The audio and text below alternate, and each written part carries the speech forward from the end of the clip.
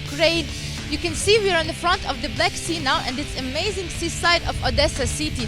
And it is famous for vacations, and they host two important ports in the Ukraine. And the Belgorod-Dnestrovskiy this weekend will host FIM MX3 Motocross World Championship, and Belgorod is famous for Ackerman Fortress.